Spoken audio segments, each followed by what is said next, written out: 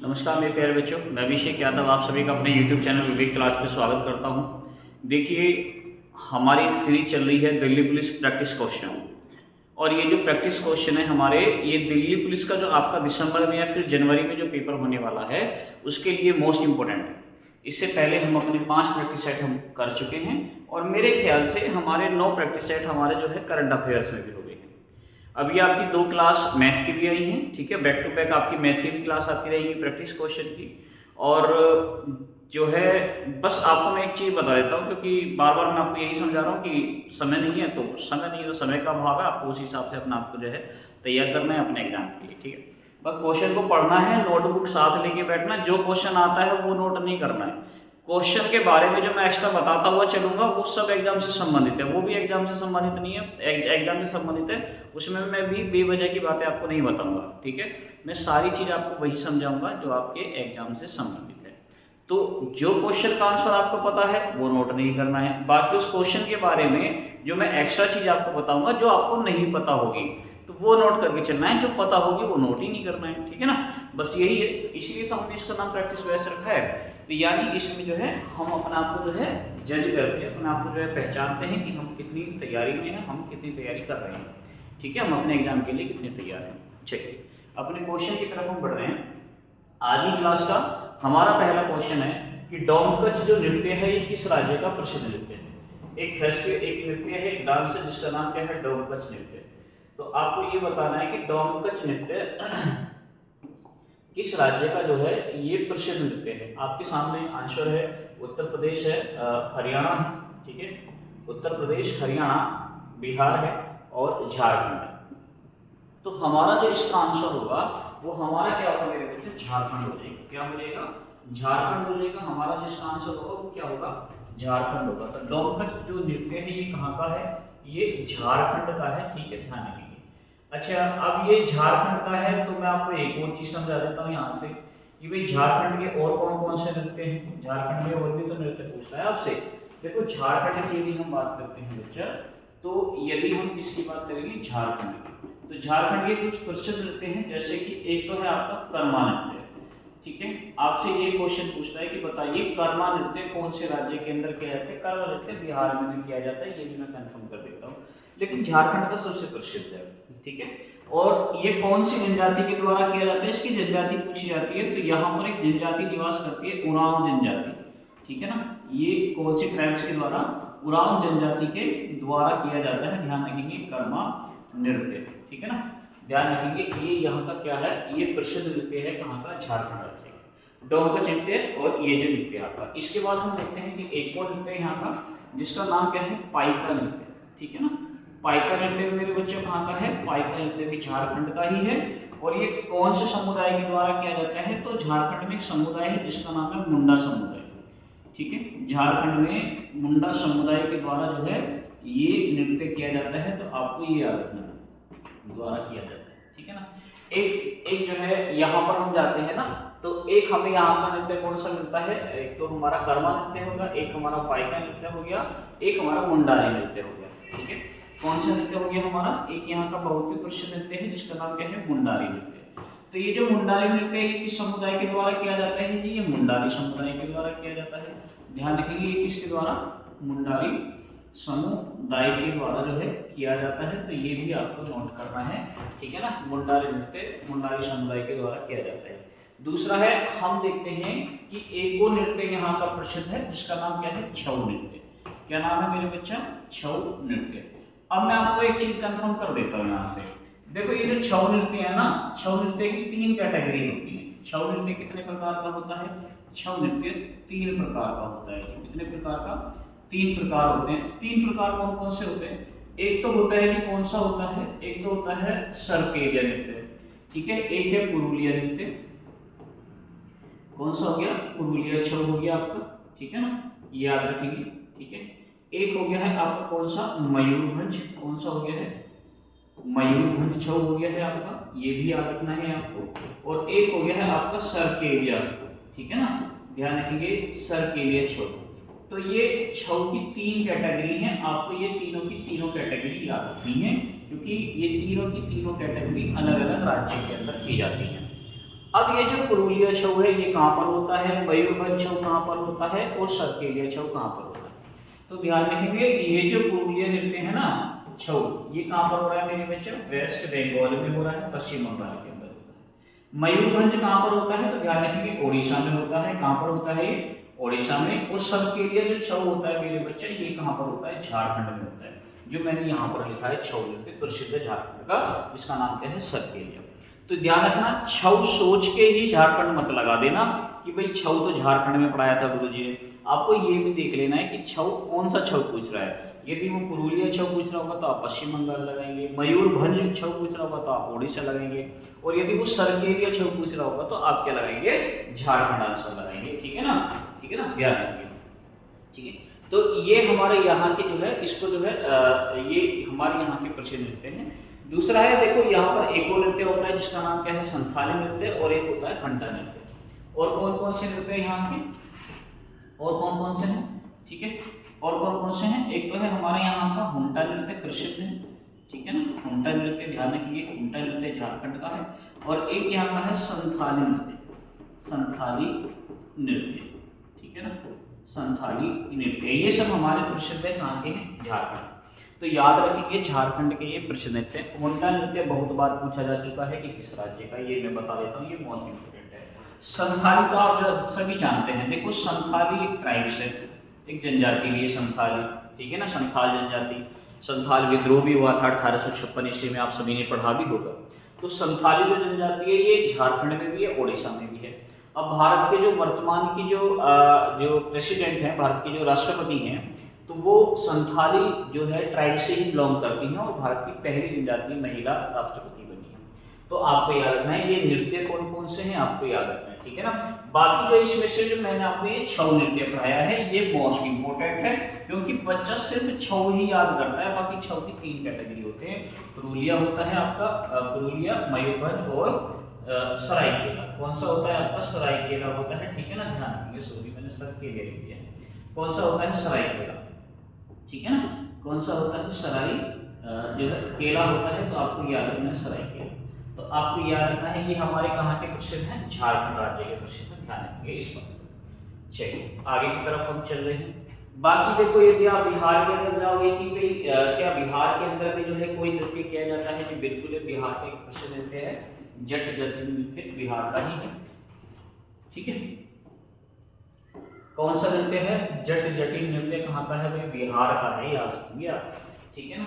कौन सा नृत्य है यहाँ का, जट जटिन नृत्य कहाँ का है, ये बिहार का है, ठीक है ना, बहुत प्रसिद्ध है। और ये बहुत बार पेपर के अंदर पूछा जा चुका है कि जट जटिन नृत्य कहाँ का है, ठीक है ना, ध्यान रखेंगे।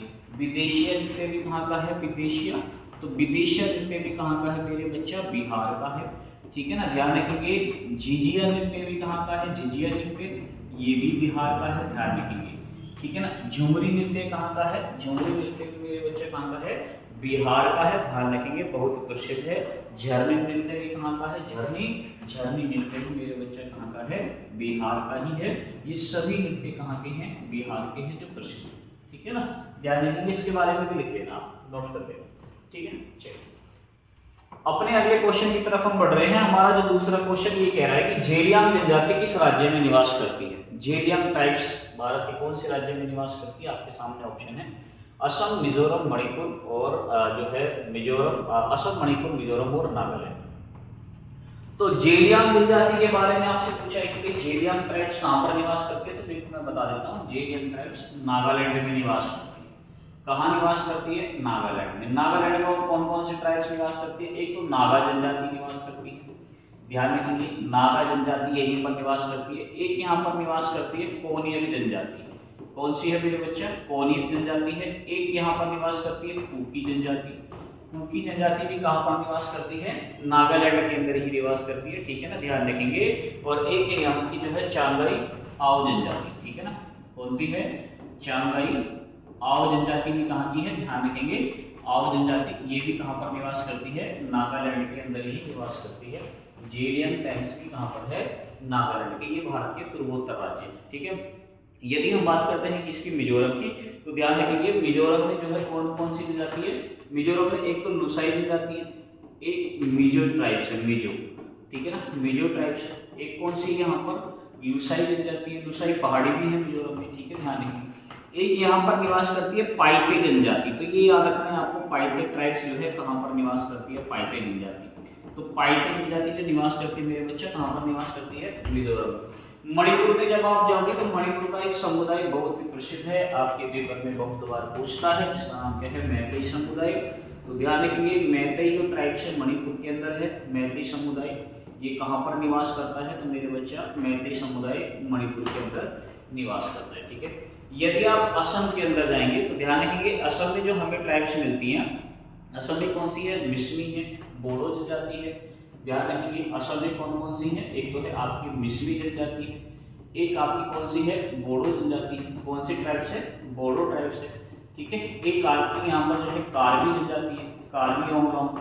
तो कार्बी ओंगलोंग जनजाति भी कहाँ की है मेरे बच्चे, असम की है, ठीक है ना। ये ट्राइब्स भी आपको जो है याद रखनी है, ठीक है ना, कार्बी ओंगलोंग, ठीक है, ओंगलोंग ये ट्राइब्स कहाँ की है, असम की, ठीक है, ओंगलोंग। और एक यहाँ की है दिमासा जनजाति, कौन सी है, दिमासा ट्राइब्स है, ये भी असम के अंदर निवास करती है, ठीक है ना, दिमासा जनजाति। तो ये सारी जनजाति हमारी मोस्ट इंपोर्टेंट हैं, इनको अच्छी तरीके से पढ़ना है, इनका रिवीजन करना है, नोट कर लेना है, क्योंकि ट्राइब्स से एक क्वेश्चन आपके पेपर में आएगा, ठीक है। चलिए क्वेश्चन नंबर 3 है आज की क्लास का। निम्नलिखित में से कौन सा एकल तंतु वाद्य यंत्र है जो बांस और लौकी से बनाई जाती है। बांस और लौकी से बने जाने वाली एकल तंतु वाद्य यंत्र का नाम आपको बताना है। आपके सामने ऑप्शन दिए हुए हैं, वायलिन, गिटार, मोहन वीणा और एक तारा। यानी आपको क्या बताना है, तंतु वाद्य यंत्र बताना है जो कि किससे बनाया जाता हो, एक तो बांस से और एक किससे बनाया जाता हो, लौकी से बनाया जाता हो, ठीक है ना, इससे बनाया जाता है। देखो पहले तो मैं आपको वाद्य यंत्र के बारे में थोड़ा सा बता देता हूँ। जो आप वाद्य यंत्र पढ़ते हो ना, वाद्य यंत्र कितने प्रकार के हैं, 4 प्रकार के। अब ये 4 प्रकार के हैं, यदि हम इनके उल्लेख की बात करेंगे कि भैया इनका उल्लेख कहाँ है, तो इनका उल्लेख मेरे बच्चे कहाँ पर किया है, नाट्य शास्त्र में। कहाँ पर किया गया है इनका उल्लेख, नाट्य शास्त्र में किया है। और नाट्य शास्त्र किसने लिखा है, सभी जानते हैं, भरत मुनि ने लिखा है। किसने लिखा है मेरे बच्चे, भरत मुनि ने जो है नाट्य शास्त्र को लिखा है। और यहीं से जो है हमें किसके बारे में जानकारी मिलती है, वाद्य यंत्र के बारे में जानकारी मिलती है। नाट्य शास्त्र से ही हमें जो है शास्त्रीय नृत्यों के बारे में जानकारी मिलती है। इसीलिए नाट्य शास्त्र को हम क्या बोलते हैं मेरे बच्चा, इसे 5वां वेद भी कहते हैं, ठीक है ना, ध्यान रखिए। इसे क्या बोला गया है, नाट्य शास्त्र को 5वां वेद भी जो है इसे कहा गया है, तो आपको याद रखना, ठीक है। अब इसमें 4 प्रकार के वाद्य यंत्र का उल्लेख है।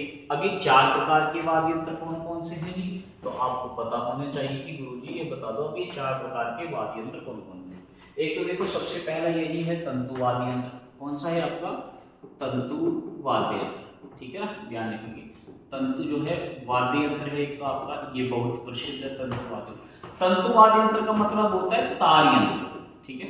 तंतु वाद्य यंत्र का मतलब क्या हो गया है, तार यंत्र, यानी ऐसे इंस्ट्रूमेंट जिनमें तार खींचे होते हैं। जैसे कि आपका क्या हो गया है, आपका सितार हो गया, गिटार हो गया, एक तारा हो गया, वायलिन हो गया, ठीक है ना, ध्यान रखेंगे। आपका जो है सरोद हो गया, संतूर हो गया, वीणा हो गया, ये कैसे होंगे आपके जो है, ये आपके तार यंत्र होंगे, तंतु वाद्य यंत्र जिनमें तारों में कंपन पैदा करके ध्वनि पैदा की जाती है, ठीक है ना, ध्यान रखेंगे। उनको हम क्या बोलते हैं, तंतु वाद्य यंत्र। एक होता है हमारा मेरे बच्चा सुशिर वाद्य यंत्र। कौन सा होता है, एक होता है हमारा सुशिर वाद्य यंत्र होता है। और ये जो सुशिर वाद्य यंत्र है इसको हम क्या बोलते हैं मेरे बच्चा, वायु यंत्र बोलते हैं। क्या बोलते हैं इसको, हम वायु यंत्र बोलते हैं, यानी जिसमें जो है वायु से हवा भर के जिसमें ध्वनि उत्पन्न की जाती है। जैसे कि आप देखते हैं बांसुरी है, उसमें हम क्या करते हैं, हवा भर के उसको बजाने की कोशिश करते हैं, वायु से बजाने की कोशिश करते हैं, तो वो हमारा सुशिर वाद्य यंत्र में आता है। जैसे शंख है, शंख को हम क्या करते हैं, शंख में हवा भरकर जो है उसको बजाने की हम कोशिश करते हैं। यानी ऐसे वाद्य यंत्र जिनको जो है वायु के द्वारा बजाया जाता है, जिन्हें वायु से ध्वनि उत्पन्न की जाती है, उन्हें हम सुशिर वाद्य यंत्र कहते हैं, ठीक है। नंबर 3 पर आता है हमारा जो है घन वाद्य यंत्र आता है, ध्यान रखेंगे, घन वाद्य यंत्र आता है, घन वाद्य यंत्र।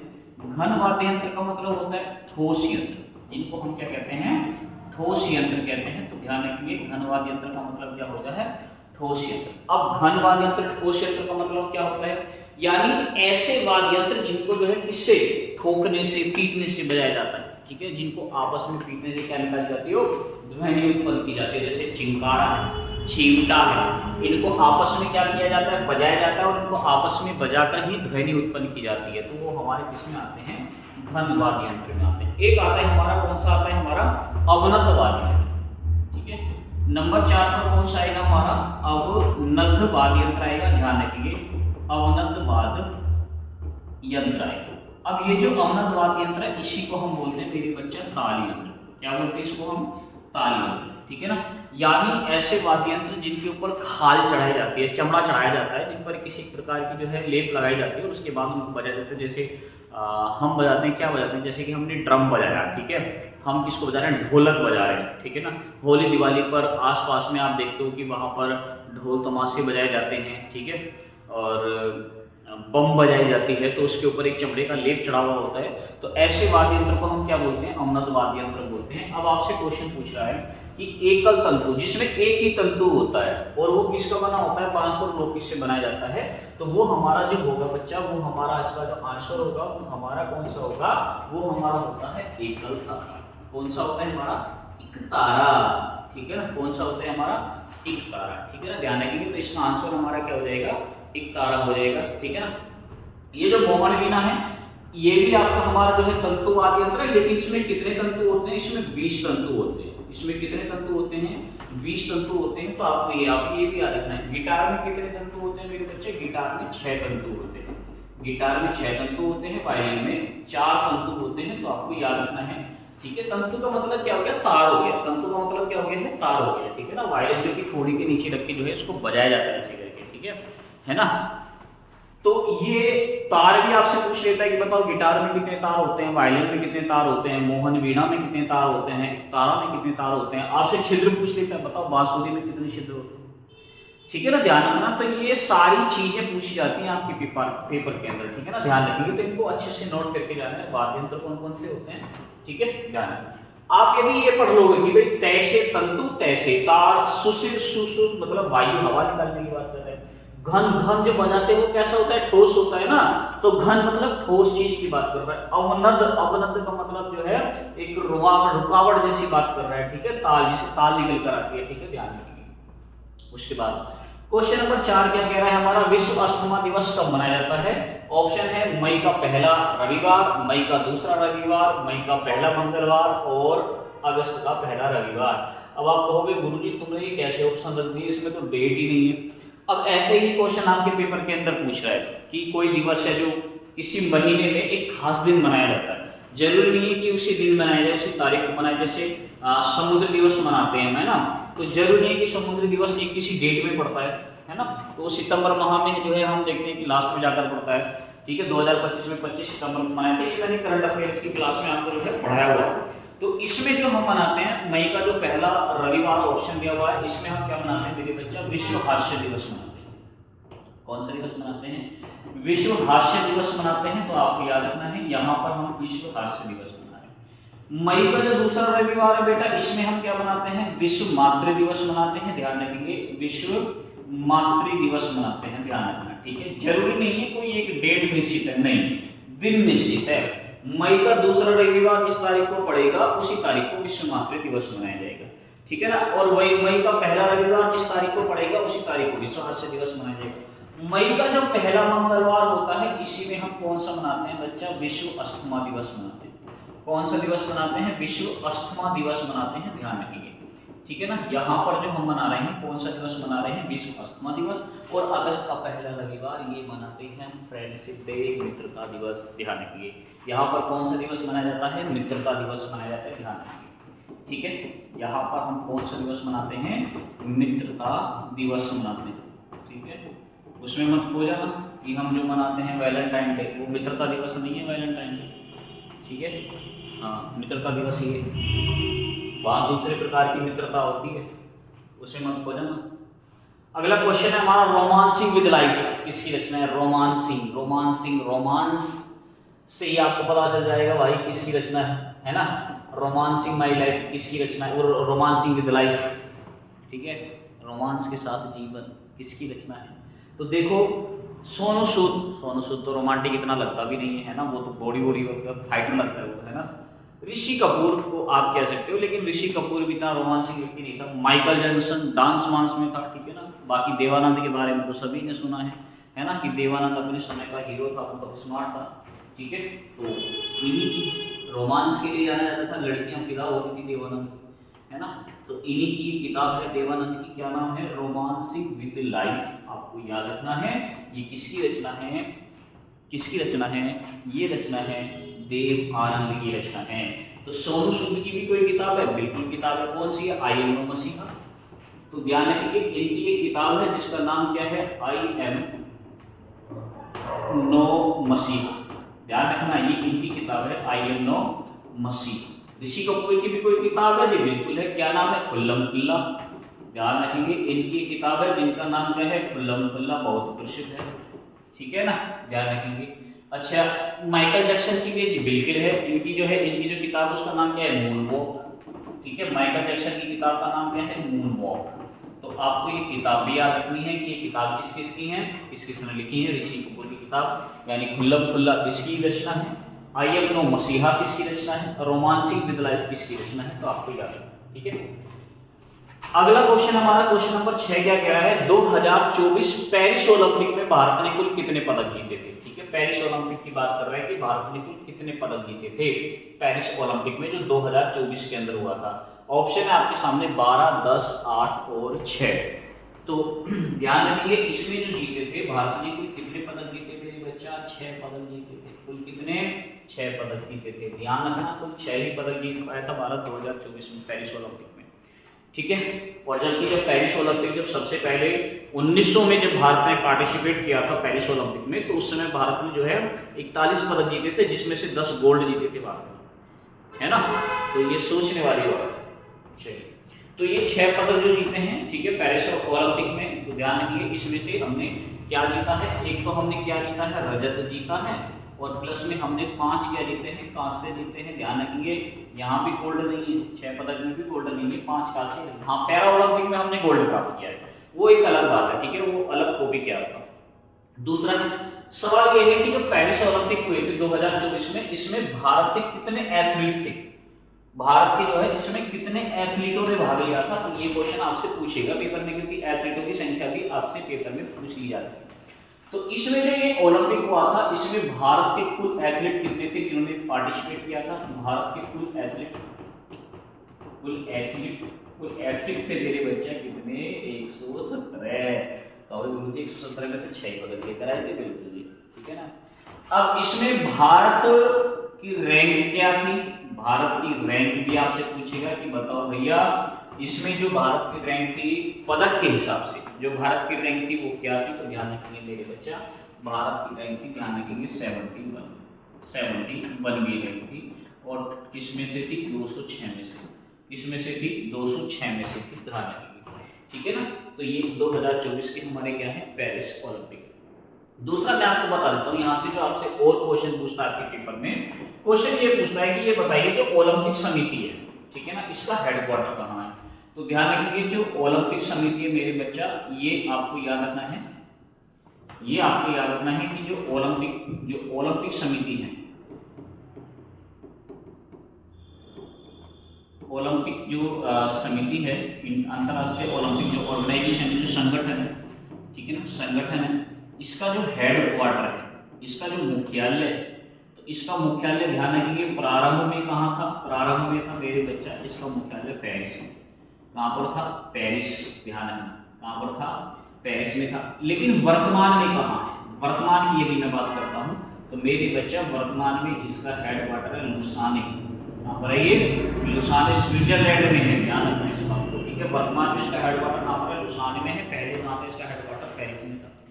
इसमें प्रतीक चिन्ह क्या है, इसमें प्रतीक चिन्ह इसमें जो है कितने छल्ले हैं, 5 छल्ले, ठीक है, ध्यान रखेंगे प्रतीक चिन्ह कितने छल्ले हैं, 5 छल्ले। इसका यदि मैं प्रतीक चिन्ह की बात करता हूँ ओलंपिक का, बेटा प्रतीक चिन्ह कितना, प्रतीक चिन्ह क्या है, तो इसका ध्यान रखेंगे मेरे बच्चा, प्रतीक चिन्ह क्या है, इसका प्रतीक चिन्ह है 5 छल्ले। 5 छल्ले 5 महाद्वीप को दर्शाते हैं, ठीक है ना, 5 महाद्वीप की एकता को दर्शाने का काम करते हैं। अलग अलग रंग के छल्ले हैं, इनके कलर आपसे पूछ लेता है कि ये छल्ले कौन कौन से कलर के हैं, तो आपको पता होना चाहिए कि ये छल्ले कौन कौन से कलर के हैं। तो ये जो छल्ले हमारे नीला है, पीला है, काला है और ध्यान रखेंगे हरा है और लाल है, ठीक है। कौन कौन से हैं हमारे, एक तो कौन सा है हमारा नीला है, ध्यान रखेंगे नीला, ठीक है, पीला, पीला, काला, ध्यान रखेंगे काला, हरा और लाल, ठीक है ना। कौन सा है, लाल। तो ये 5 कलर है हमारे, 5 कलर के छल्ले हैं, ध्यान रखेंगे प्रतीक्षण ओलंपिक, तो आपको याद रखना है, ठीक है ना। बाकी जो आपसे क्वेश्चन पूछेगा कि बताओ पहले जो ग्रीष्मकालीन ओलंपिक हुए थे वो कहाँ पर हुए थे मेरे बच्चा, तो ध्यान रखेंगे प्रथम ग्रीष्मकालीन ओलंपिक, यहाँ पे लिख देता हूँ मैं आपको, ठीक है। आपसे क्वेश्चन पूछेगा कि ये बताइए प्रथम ग्रीष्मकालीन ओलंपिक, ग्रीष्मकालीन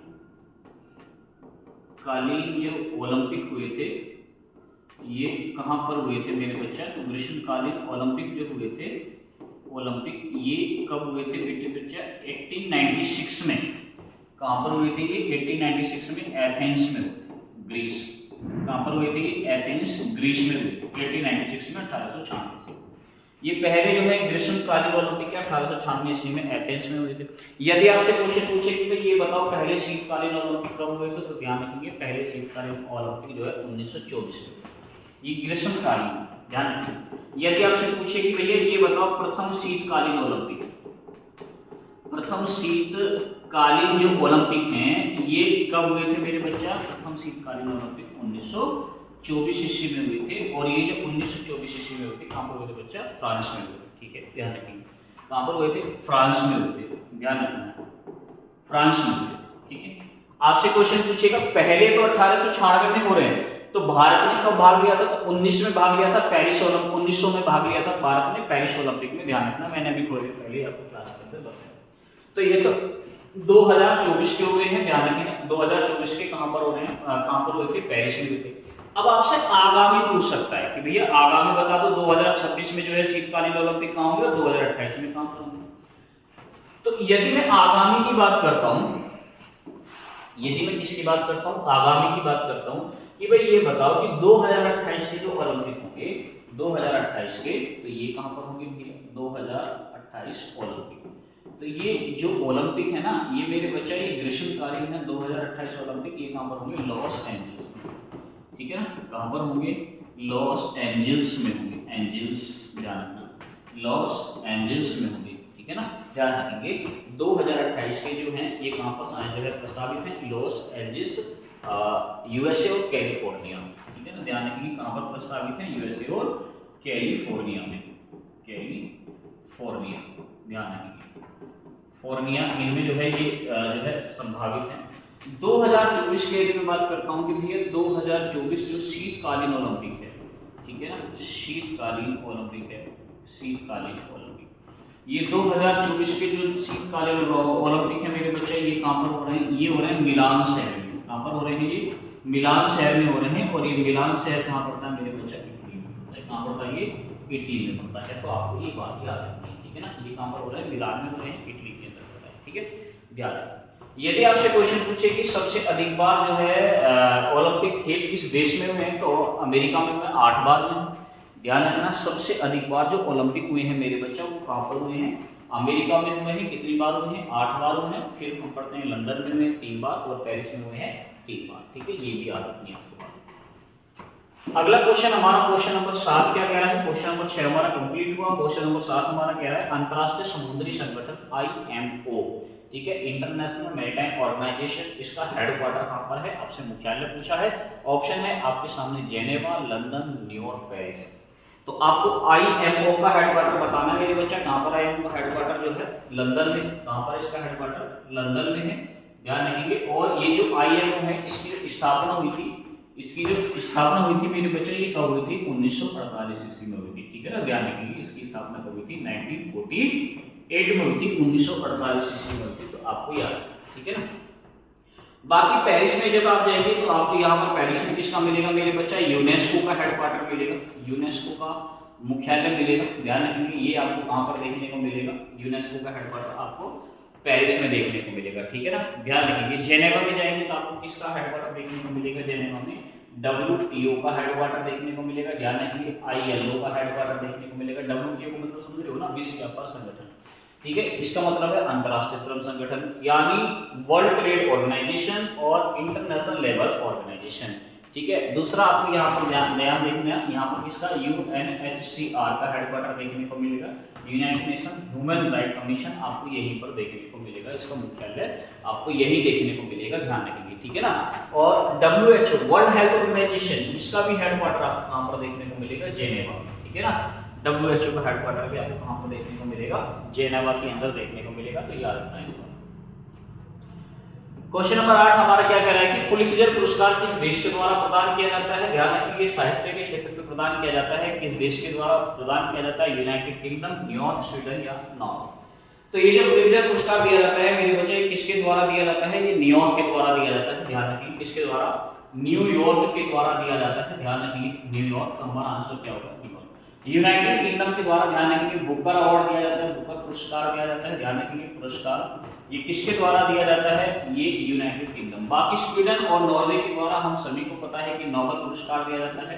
कौन सा पुरस्कार दिया जाता है मेरे बच्चा, नोबेल पुरस्कार जो है स्वीडन, और किसके द्वारा दिया जाता है, किसके द्वारा दिया जाता है, नॉर्वे और स्वीडन के द्वारा प्रदान किया जाता है। तो कौन सा अवार्ड कौन से देश के द्वारा दिया जाता है, जरूरी नहीं है आपसे देश पूछिए, भारत के राज्य से पूछ लेगा भी कालिदास सम्मान कौन सा राज्य के द्वारा दिया जाता है, ठीक है ना। ध्यान रखेंगे, हिंदी साहित्य सम्मान किस राज्य के द्वारा दिया जाता है, तो ये क्वेश्चन आपसे पूछ लेता है राज्य से। क्वेश्चन नंबर 9 की यदि मैं बात करूंगा, पीसी कल्चर किससे संबंधित है। PC culture most important question है, कल्चर से भी क्वेश्चन आएगा, कल्चर से आएगा या लॉजी से क्वेश्चन आएगा, मतलब आएगा क्वेश्चन यहाँ से। रेशम पालन है, मछली पालन, पक्षी पालन, मधुमक्खी पालन। तब आपको बताना है कि भैया पीसी कल्चर किससे संबंधित है। पीसी कल्चर मतलब मत्स्य पालन, मत्स्य पालन मतलब मछली पालन। तो हमारा आंसर क्या हो गया मेरे बच्चा, मछली पालन होगा। तो हमारा जिसको सही आंसर होगा वो क्या हो जाएगा, मछली पालन हो जाएगा। यदि मैं रेशम कीट पालन की बात करता हूँ तो बच्चा इसका आंसर क्या होता है, सेरीकल्चर होता है। क्या होगा, सेरीकल्चर होगा। रेशम कीट पालन जो होता है उसका आंसर क्या होता है, जो है सेरीकल्चर। इसके अध्ययन को क्या कहते हैं, पक्षी पालन की यदि मैं बात करता हूँ तो इसका क्या होगा, एग्रीकल्चर होगा, ठीक है ना, एग्रीकल्चर। एवी जो कल्चर है ये किससे संबंधित है मेरे बच्चे, पक्षी से है। और मधुमक्खी पालन मेरे बच्चे एपीकल्चर, ध्यान रखिए, एपीकल्चर किससे संबंधित है, मधुमक्खी पालन से संबंधित है, ध्यान रखिए, एपीकल्चर, तो आपको याद रखना है, ठीक है ना। फ्लोरिकल्चर फूलों से संबंधित है। मैरीकल्चर आप देखोगे जो दो चीज होती है, एक मैरीकल्चर होता है, एक मोरिकल्चर होता है। जब आप मैरीकल्चर को पढ़ते हो तो ध्यान रखिए, मैरीकल्चर का मतलब है कि समुद्री जीवों के अध्ययन की बात कर रहा है। चलो मैं लिख देता हूँ, थोड़ा सा बता देता हूँ, ठीक है ना। मैरीकल्चर, ये क्वेश्चन भी आपसे पूछ सकता है कि बताओ भैया मैरीकल्चर क्या है। तो मैरीकल्चर है मेरे बच्चा समुद्री जीवों का अध्ययन, ठीक है ना, समुद्री जीवों का अध्ययन। ये भी आपसे पूछ सकता है समुद्री जीवों का अध्ययन क्या कहलाता है। तो समुद्री जीवों का जो अध्ययन होता है उसे हम क्या कहते हैं, मैरीकल्चर कहते हैं। क्या कहते हैं, मैरीकल्चर। और एक होता है मोरिकल्चर जो कि शहतूत की खेती होती है, ठीक है ना। एक हमारा क्या होता है, मोरिकल्चर होता है बच्चा, ध्यान रखना। मोरिकल्चर जो होता है वो क्या होती है हमारी, मोरिकल्चर होती है हमारा शहतूत की खेती। तो आपको ये याद रखना है, शहतूत की खेती को हम क्या कहते हैं, मोरिकल्चर कहते हैं, ठीक है ना। ध्यान रखिए, एक होता है हमारा फ्लोरिकल्चर, फ्लोरिकल्चर ध्यान रखिए, क्या होता है हमारा, फ्लोरिकल्चर होता है बच्चा, फ्लोरिकल्चर। तो आपको ये भी याद रखना है, फ्लोरिकल्चर मतलब फूलों की खेती। किसकी खेती की बात कर रहे हैं बच्चा, फूलों की खेती की बात कर रहा है, फूलों की खेती की बात कर रहे हैं। तो ये भी आपको याद रखना है, ठीक है, ये अलग से याद कर लेना। बाकी तो और भी आपको रिवाइज करके जाने हैं, बहुत सारी चीजें पूछता है आपसे, कल्चर से, लॉजी से, इनसे क्वेश्चन आपके पेपर के अंदर आते हैं, ठीक है।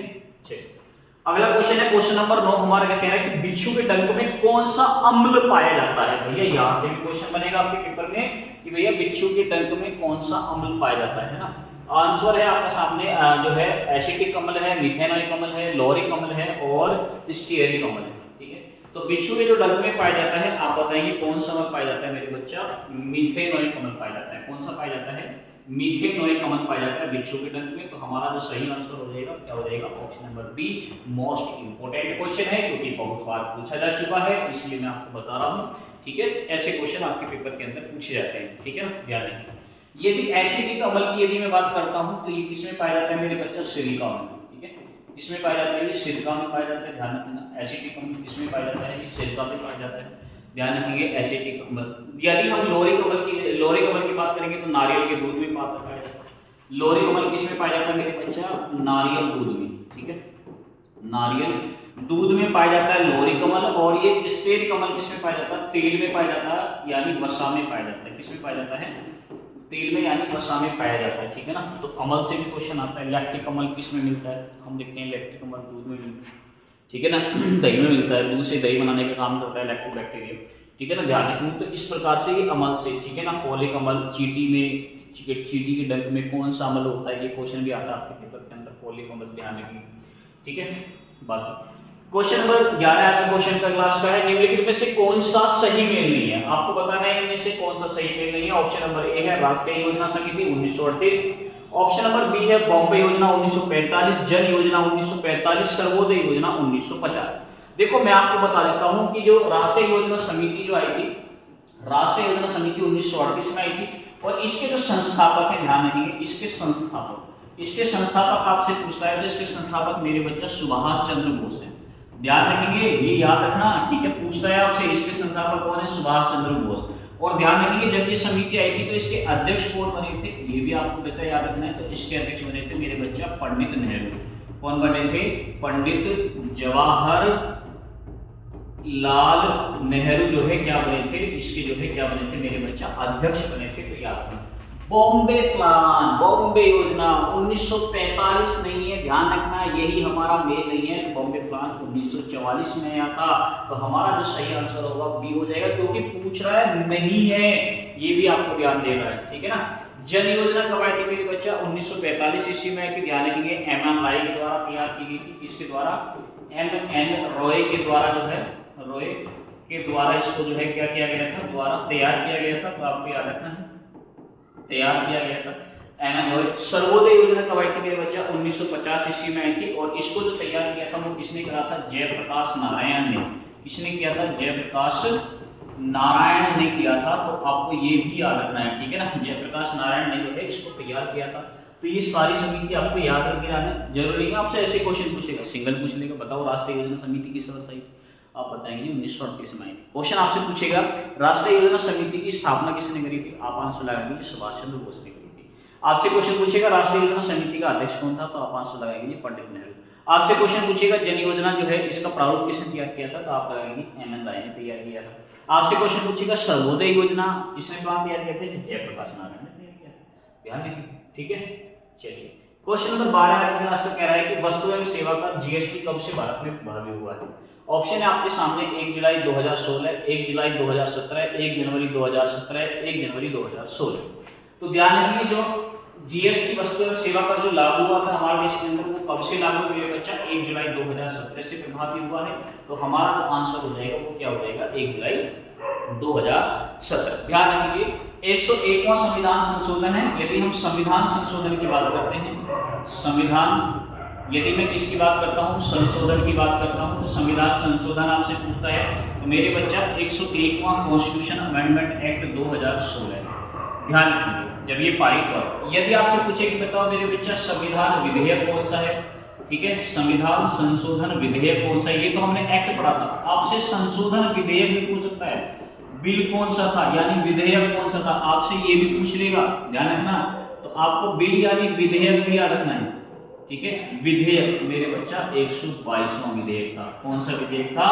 122वां विधेयक था, ये याद रखना है आपको, ठीक है ना। ध्यान रखिए इसका जो वर्णन किया गया है मेरे बच्चा वो कौन से आर्टिकल में? जो जीएसटी का वर्णन है वो कौन से आर्टिकल में? आर्टिकल 279 के सपोज ए में जो है इसका जो है वर्णन किया गया है। तो आपको याद रखना है। इसका हेडक्वार्टर आपसे पूछेगा, जीएसटी का हेडक्वार्टर कहाँ है? तो ध्यान रखिए इसका हेडक्वार्टर मेरे बच्चा नई दिल्ली में है। कहां पर इसका हेडक्वार्टर? नई दिल्ली में है। आपसे पूछेगा जीएसटी का जो मॉडल है हमने कौन सी कंट्री से लिया है? तो ध्यान रखेंगे मेरे बच्चा इसको हमने कनाडा से लिया है। कहां से लिया है? कनाडा से लिया है। जीएसटी का जो मॉडल है वो हमने कौन से देश से लिया है मेरे बच्चा? कनाडा से लिया है। इसमें टैक्स की कितनी स्लैब होती हैं? 5 स्लैब होती हैं, वो भी आपको याद करके जानी है, ठीक है ना। जीएसटी में कितनी टैक्स की स्लैब होती हैं? 5 स्लैब होती हैं। आपसे क्वेश्चन पूछेगा जीएसटी बिल पारित करने वाला पहला राज्य, ध्यान रखेंगे आपसे क्वेश्चन पूछेगा कि ये बताइए जीएसटी बिल पारित करने वाला पहला राज्य, बिल पारित करने वाला पहला राज्य, ध्यान रखेंगे पारित करने वाला पहला जो राज्य है मेरे बच्चा, पहला राज्य आपसे आंसर पूछेगा तो आप कहोगे गुरुजी असम है। कौन सा है? असम है, ठीक है ना, पारित करने वाला। आपसे क्वेश्चन पूछेगा कि ये बताइए जीएसटी बिल लागू करने वाला पहला राज्य कौन सा है, तो मेरे बच्चा लागू करने वाला पहला राज्य कौन सा है? तेलंगाना। कौन सा है? तेलंगाना है। दोनों क्वेश्चन अलग अलग हैं। जिसने जीएसटी बिल को पारित किया, ठीक है, अपने यहाँ पर जो है इस पे सबसे पहले चर्चा की है, उसके बाद इसको लागू करने का काम सबसे पहले किसने करा है? तेलंगाना ने किया है, ठीक है ना।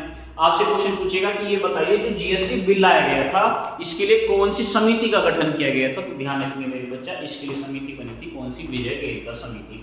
ध्यान रखिए जीएसटी बिल के लिए जो समिति बनी थी, आपसे समिति पूछेगा बताओ भैया समिति कौन सी थी, तो आप कहेंगे गुरुजी विजय केरकर समिति थी। कौन सी थी? विजय केरकर समिति थी। तो ध्यान रखिए विजय केरकर समिति का जो है क्या किया गया था? गठन किया गया था। तो आपको ये भी याद रखना है, ठीक है, विजय केरकर समिति की सिफारिश पर ही जीएसटी बिल को क्या करा गया था? पारित किया गया था। तो आपको याद रखना है, ठीक है ना। जीएसटी पर कानून बनाने का अधिकार दोनों के पास है, केंद्र के पास भी है और राज्य के पास भी। आर्टिकल 246 ध्यान रखेंगे, आर्टिकल 246 का जो सबक्लोज ए है जो है ये संसद को भी और किसको भी जो है राज्य विधानमंडल को भी ये अधिकार देता है कि दोनों मिलकर किस पर? जीएसटी पर कानून बना सकते हैं, ठीक है ना। बाकी जीएसटी सबसे पहले लागू कहाँ कौन से देश में हुआ है, तो फ्रांस में हुआ है, आप ये भी याद रखते हैं। सबसे पहले कौन से देश के अंदर जीएसटी को लागू किया गया था, तो फ्रांस में लागू किया गया था। क्वेश्चन नंबर 13, गोवा राज्य के संबंध में विशेष राज्य का प्रावधान किस अनुच्छेद में वर्णित है? आपके सामने ऑप्शन है आर्टिकल 371 का ए, 371 का जी, 371 का एच, 371 का ई। तो आपको ये आंसर बताना है, ठीक है ना। तो ध्यान रखिए आर्टिकल यदि मैं 371 की बात करता हूँ, ठीक है, यदि मैं किसकी बात करता हूँ? आर्टिकल 371 की बात करता हूँ। 371 में क्या है मेरे बच्चे? महाराष्ट्र। क्या है? कौन सा राज्य है? महाराष्ट्र। साथ के साथ नोट करते चलिए, ठीक है ना। यदि मैं 370 ए की बात करता हूँ तो मेरे बच्चे नागालैंड है। क्या है? नागालैंड है, ध्यान रखेंगे। 370 ए में क्या है? नागालैंड। यदि मैं 370 बी की बात कर 371 जो है बी की बात करता हूँ तो मेरे बच्चा वहां पर क्या है? आर्टिकल जो है 371 बी में क्या है मेरे बच्चा? असम। कौन सा राज्य है? असम। यदि मैं 371 सी की बात करता हूं तो मेरे बच्चे यहाँ पर कौन सा राज्य है? मणिपुर। कौन सा है? मणिपुर है। यदि मैं 371 डी की बात करता हूं तो मेरे बच्चे यहाँ पर आंध्र प्रदेश है। और कौन सा राज्य है? आंध्र प्रदेश और तेलंगाना है। ध्यान रखना तेलंगाना, ठीक है ना, ध्यान रखेंगे तेलंगाना है। यहाँ पर इनको विशेष राज्य का दर्जा है। यदि मैं 371 ई की बात करता हूं तो मेरे बच्चे यहाँ पर आंध्र प्रदेश में, ध्यान रखेंगे आंध्र प्रदेश, तो आपको याद रखना है आंध्र प्रदेश में केंद्रीय विश्वविद्यालय की स्थापना का प्रावधान है, ठीक है ना। आंध्र प्रदेश में केंद्रीय विश्वविद्यालय, ध्यान रखना केंद्रीय विश्वविद्यालय, ध्यान रखिए विद्यालय की स्थापना का प्रावधान है कि स्थापना का जो है इसका प्रावधान किया गया है आर्टिकल 371 के जो है इसमें ई में किया गया है, ठीक है ना, ध्यान रखिए। आर्टिकल 370 एफ की यदि मैं बात करता हूं तो एफ में हमारा क्या आएगा? सिक्किम आएगा, ठीक है ना, ठीक है। आर्टिकल 371 एफ की यदि मैं बात करता हूं, ठीक है ना, आर्टिकल 371 एफ की यदि मैं बात करता हूं तो यहाँ पर कौन से राज्य को विशेष राज्य का दर्जा मिला हुआ है मेरे बच्चा? सिक्किम राज्य को मिला हुआ है। कौन से राज्य को मिला हुआ है? सिक्किम राज्य को। एफ के बाद जी आता है और यदि हम जी की बात करेंगे तो जी में किसको है मेरे बच्चा? मिजोरम को। जी में किसको मिला हुआ है? मिजोरम को मिला है। किसको मिला है? मिजोरम राज्य को क्या मिला है? एक जो है विशेष राज्य का दर्जा मिला हुआ है, ठीक है ना। यदि मैं एच की बात करता हूँ तो मेरे बच्चा एच में हमारा कौन सा आता है? अरुणाचल प्रदेश आता है। कौन सा आता है? अरुणाचल प्रदेश राज्य को जो है हमारा क्या मिला हुआ है? विशेष राज्य का दर्जा मिला हुआ है। आई की यदि मैं बात करता हूँ तो मेरे बच्चे यहाँ पर क्या आता है? गोवा आता है, गोवा आता है। और यदि मैं आर्टिकल किसकी बात करता हूँ? आर्टिकल 371 जे की बात करता हूँ तो मेरे बच्चा इसमें कर्नाटक राज्य को विशेष राज्य का क्या मिला हुआ है? दर्जा मिला हुआ है। ठीक है, आर्टिकल 371 ये मोस्ट इंपोर्टेंट है, इनको पढ़ के जाना, इनका रिवीजन करके जाना, अच्छी तरीके से ध्यान रखेंगे। 371 में महाराष्ट्र है, ए में नागालैंड है, बी में असम है, सी में मणिपुर में है, डी है आंध्र प्रदेश तेलंगाना, ई आंध्र प्रदेश के अंदर केंद्रीय विश्वविद्यालय की स्थापना, ध्यान रखिए। एफ में हमारा सिक्किम है, जी में मिजोरम, एच में अरुणाचल, आई में गोवा और जे में कर्नाटक है। ठीक है, ध्यान रखेंगे, सीरीज आपको याद रखिए। क्वेश्चन नंबर 14 हमारा क्या कह रहा है कि सिखों के सबसे कम उम्र के गुरु कौन थे जो कि सिखों की गद्दी पर बैठे थे? तो सिख धर्म के संस्थापक कौन है मेरे बच्चे? गुरु नानक है, ध्यान रखिए। और सिखों में कुल कितने गुरु हुए हैं? 10 गुरु हुए हैं। ठीक है, वैसे तो 11 गुरु हैं, लेकिन व्यक्तिगत रूप से 10 गुरु हैं। 11वें गुरु कौन है? गुरु ग्रंथ साहिब है। इनका क्रम, गुरु का क्रम भी आपको याद रखना है, शायद मैंने एक बार क्लास में पढ़ाया, देख लेना एक बार क्लास। ठीक है, तो सबसे कम उम्र के गुरु गुरु अंगद, गुरु हरकिशन, गुरु हरराय या गुरु तेग बहादुर। तो सबसे कम उम्र के गुरु मेरे बच्चे कौन होंगे? गुरु हरकिशन होंगे। इसका आंसर हमारा क्या होगा? गुरु हरकिशन। मात्र 5 वर्ष की उम्र में गद्दी पर ये जो है बैठ गए थे। ठीक है, ध्यान रखिए। गुरु अंगद दूसरे गुरु हैं जिन्होंने गुरुमुखी लिपि का प्रयोग किया है। गुरु तेग बहादुर सिखों के जो है 9वें गुरु हैं, जिनकी हत्या जो है किसके द्वारा? औरंगजेब के द्वारा कर दी गई। ठीक है ना, ध्यान रखिए। अगला क्वेश्चन और आज की क्लास का अंतिम क्वेश्चन, भारत का नेपोलियन किसे कहा जाता है? अंतिम क्वेश्चन, बिल्कुल आसान क्वेश्चन के साथ समाप्त करेंगे। ठीक है, भारत का नेपोलियन किसे कहा जाता है? चंद्रगुप्त फर्स्ट, चंद्रगुप्त सेकंड, रामागुप्त या समुद्रगुप्त। तो गुप्त राज्य में जो है भारत का नेपोलियन मेरे बच्चा किसको कहा गया है? हमारा जो आंसर होगा क्या होगा? समुद्रगुप्त। और ध्यान रखिए, समुद्रगुप्त को ध्यान रखिए मेरे बच्चा वीणा वादक भी कहा गया है। क्या कहा गया इसे? वीणा वादक, क्योंकि इसे वीणा बजाते हुए दर्शाया गया है। और ध्यान रखिए, इसी के शासनकाल के जो सिक्के थे उन्हीं से हमें भारत के सबसे प्राचीन इंस्ट्रूमेंट वीणा के बारे में जानकारी मिलती है। ठीक है, तो चलो भाई, आज की हमारी जो क्लास है इसमें हमने 15 क्वेश्चन कंप्लीट करे हैं। सारे क्वेश्चन बेहतर हैं, सबको अच्छी तरीके से पढ़ के जाना है।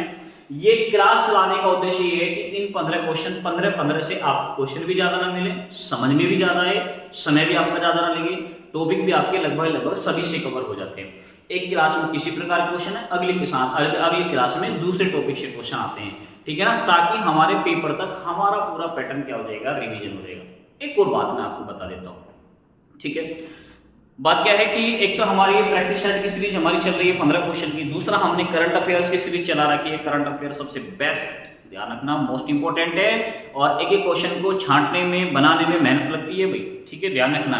और ऐसा नहीं है कि करंट अफेयर्स में कुछ भी है, क्लास में कुछ मैं आपको पढ़ा रहा हूँ, नहीं। जितनी भी चीज़ मैं आपको पढ़ा रहा हूँ ऑथेंटिक चीज़ें पढ़ा रहा हूँ। सभी टीचर ज़्यादातर ऑथेंटिक चीज़ें पढ़ाते हैं, लेकिन मैं आपको ये गारंटी दे रहा हूँ कि आपके साथ कि आपको जो मैं पढ़ा रहा हूँ कोई भी एग्जाम से बाहर की चीज़ नहीं है।